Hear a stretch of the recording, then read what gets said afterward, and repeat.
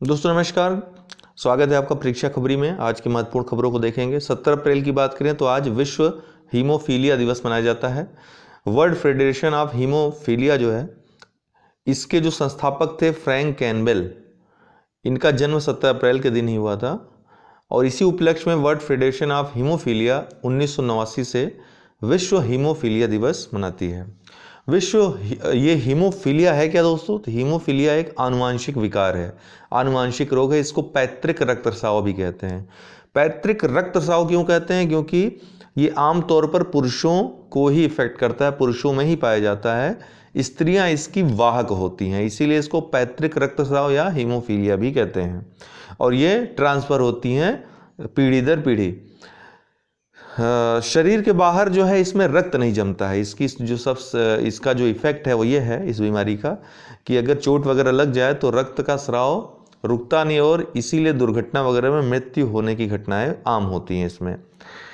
इसमें दरअसल एक रक्त में पाया जाना वाला प्रोटीन है क्लॉटिंग फैक्टर, जिसमें प्रोथ्रोम्बिन और इसके अलावा कई प्रकार के प्रोटीन्स आते हैं जो कि रक्त का थक्का जमाने का कार्य करते हैं। उनकी इसमें कमी पाई जाती है या फिर बिल्कुल नहीं पाए जाते हैं। तो इनको सम्मिलित रूप से इन रक्त प्रोटीनों को क्लॉटिंग फैक्टर कहते हैं, जो कि क्लॉट या जमाने का कार्य करते हैं रक्त को।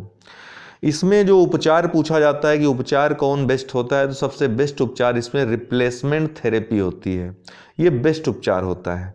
इसमें क्या करते हैं, जो क्लॉटिंग फैक्टर्स हैं, जो प्रोटीन्स हैं, उनको पुनर्स्थापित या फिर नियमित रूप से इनका जो है पुनर्स्थापन किया जाता है। एक ही बार में नहीं होता, आपको नियमित बुलाया जाता है डॉक्टर के द्वारा और पुनर्स्थापन किया जाता है रिप्लेसमेंट थेरेपी द्वारा। जीन थेरेपी इसका ये बेस्ट उपाय हो सकता है। भविष्य में जो जीन थेरेपी हो रही है वो हीमोफीलिया और अन्य आनुवांशिक जो विकार हैं उनका इलाज करने में सक्षम और उनका स्थायी इलाज करने में सक्षम हो सकती है जीन थेरेपी। तो जीन थेरेपी जब पूछी जाएगी तो आप जीन थेरेपी को किसी भी आनुवांशिक विकार के इलाज में सक्षम बता सकते हैं। एग्जाम के लिए, मुख्य परीक्षा के लिए आपके महत्वपूर्ण होगा। हालांकि जीन थेरेपी पे मैं डिस्कस करूंगा किसी वीडियो में अलग से। टूर दी फ्रांस ये सबसे बड़ा आयोजन होता है दोस्तों। दुनिया की सबसे बड़ी, सबसे प्रसिद्ध साइकिल रेस है जो कि स्थगित हो गई है। जून 2020 में होने वाली थी, लेकिन अब ये अगस्त 2020 से शुरू होगी। ठीक है, टूर दी फ्रांस, इसकी जो शुरुआत हुई थी 1903 में हुई थी। 1903 से ये प्रतियोगिता हो रही है। ये फ्रांस और पड़ोसी देशों से हो करके जो साइकिल धावक होते हैं वो यहाँ से गुजरते हैं और जो सबसे कम समय में दूरी तय करता है वही विजेता होता है। विश्व धरोहर समिति का 44वां सत्र स्थगित हो गया है। ये भी कोविड-19 की वजह से, जो कि फुझोऊ में होने वाला था चाइना में जून जुलाई 2020 में। तो विश्व धरोहर समिति 1976 में इसकी स्थापना हुई थी। यूनेस्को के अंतर्गत ये कार्य करता है। पेरिस में ही मुख्यालय इसका भी है, यूनेस्को की तरह फ्रांस में। ये विश्व धरोहर स्थलों की पहचान करता है, किनको वैश्विक विरासत स्थल यूनेस्को का घोषित किया जा सकता है। इसके अलावा वित्तीय जो फंडिंग वगैरह है वो भी कलेक्ट करने का काम विश्व धरोहर समिति करती है। इसमें कुल 21 सदस्य होते हैं जो 6 वर्ष में चेंज होते रहते हैं। इसके पहले भी कोई राष्ट्र चाहे तो अपना नाम वापस ले सकता है 4 वर्षों में, ठीक है, कंप्लीट करने के बाद, ताकि अन्य किसी देश को मौका मिल सके। ठीक है, तो विश्व धरोहर समिति हो गई। यूनेस्को काफ़ी चर्चा में रहा। यूनेस्को के बारे में बात करें तो हमको बात करनी होगी द्वितीय विश्व युद्ध के बारे में। उस समय काफ़ी अशांति फैली थी विश्व के तमाम राष्ट्रों के मध्य, काफ़ी मनमुटाव देखने को मिल रहा था। तो कुछ प्रबुद्ध जनों ने, कुछ शिक्षा मंत्रियों ने 1942 में ही यूनाइटेड किंगडम में एक बैठक की। उस बैठक का नाम था conference of allied ministers of education. बस यही समझ लीजिए, यूनेस्को की जनक जो है, यूनेस्को का जो जन्म हुआ वो यहीं से होता है। इनमें जो एक निर्णय लिया गया, एक बात सामने आई कि राष्ट्रों के मध्य शिक्षा, संस्कृति, वैज्ञानिक विचार, इनको बढ़ावा देकर के शांति स्थापित की जा सकती है। इसी को संज्ञान में लेते हुए यूएनओ ने, यूनाइटेड नेशन ऑर्गेनाइजेशन ने, संयुक्त राष्ट्र संघ ने 16 नवंबर 1945 को इसके संविधान को, यूनेस्को के संविधान को अस्तित्व में लाया, इसको हस्ताक्षर इस के लिए रखा, हस्ताक्षर हुए संविधान पे यूनेस्को के। और 4 नवंबर 1946, ये डेट याद रखिएगा, 4 नवंबर 1946 को ये लागू हो गया। यूनेस्को ने काम करना 4 नवंबर 1946 को शुरू कर दिया। यूनेस्को का मुख्यालय जो है पेरिस में है, फ्रांस में है। यूनेस्को का जो फुल फॉर्म होता है UNESCO, यूनेस्को का जो फुल फॉर्म होता है दोस्तों UN educational scientific and cultural organisation, संयुक्त राष्ट्र शैक्षिक वैज्ञानिक एवं सांस्कृतिक संगठन इसका पूरा नाम है। वर्तमान में यूनेस्को के जो प्रमुख हैं वो हैं आंद्रे अजोले इसमें प्रमुख हैं। ये दरअसल चर्चा में इसलिए रहा क्योंकि अमेरिका और इजराइल, ये 2 देश जो प्रमुख देश थे, ये यूनेस्को से अपनी सदस्यता वापस ले लेते हैं, यूनेस्को से नाराज होकर के, और यूनेस्को को काफ़ी कुछ भला बुरा कहते हैं।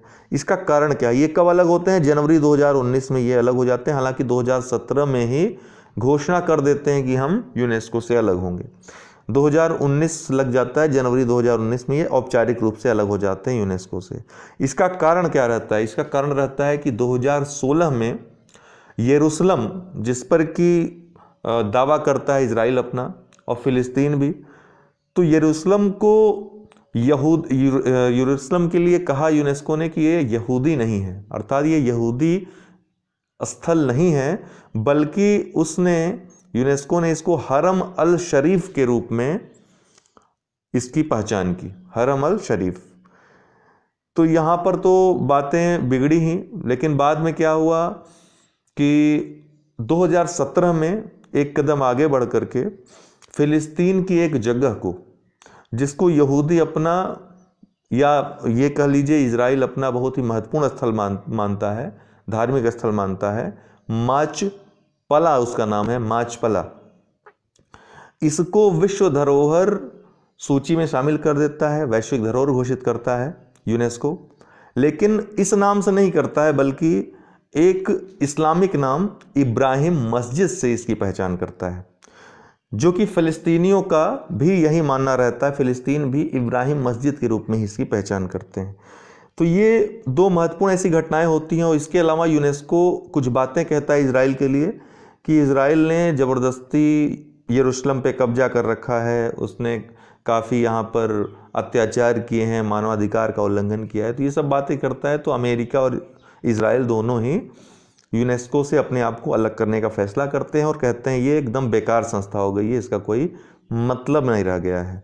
ठीक है, तो यूनेस्को इसलिए महत्वपूर्ण है, पूछा जा सकता है कि क्यों अलग हुए, तो इन दोनों स्थानों का नाम आप याद रखिएगा।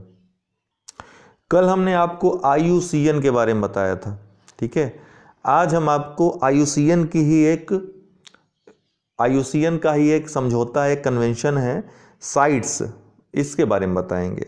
साइट अर्थात convention on international trade in endangered species, संकटग्रस्त जीवों के अंतर्राष्ट्रीय व्यापार पर अभिसमय है। ये IUCN के अंतर्गत ही लागू हुआ है।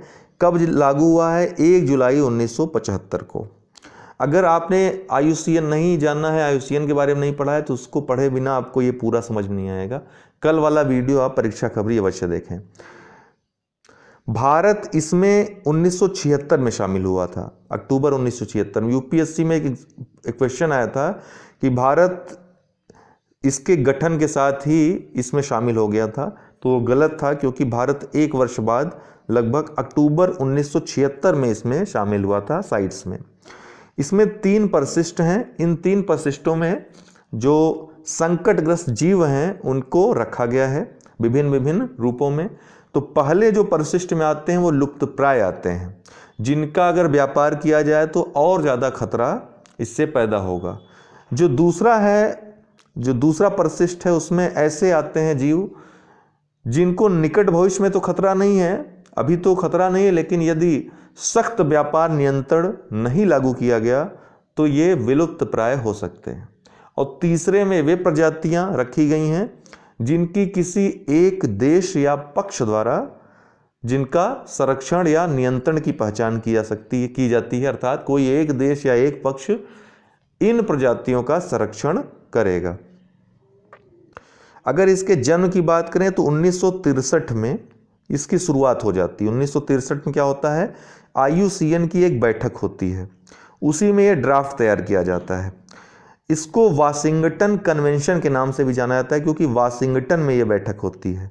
तो साइट्स का एक दूसरा नाम वाशिंगटन कन्वेंशन भी है, ये याद रखिएगा।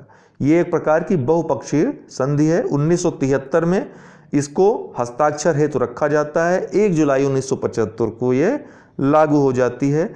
इसका मुख्यालय जेनेवा में है, स्विट्जरलैंड में इसका मुख्यालय है।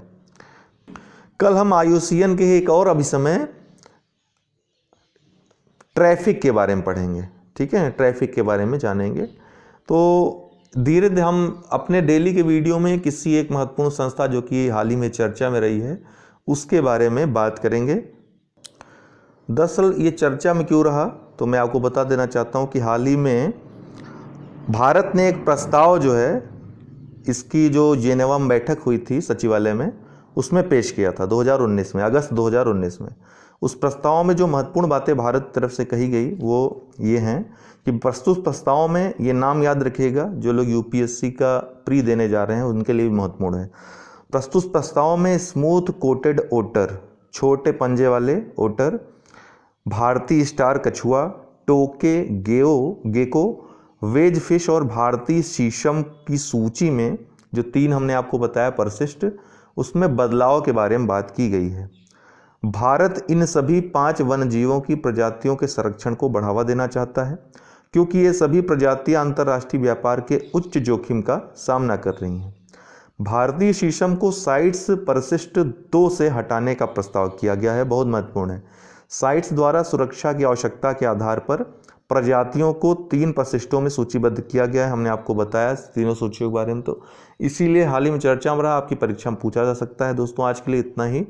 आप लोग नीचे दिए गया जो हमारा लिंक है उसमें जाकर के नए चैनल को सब्सक्राइब अवश्य कर लें ताकि मुख्य परीक्षा के लिए आपको वहाँ पर पर्याप्त चीज़ें मिल पाएँ। बहुत बहुत धन्यवाद।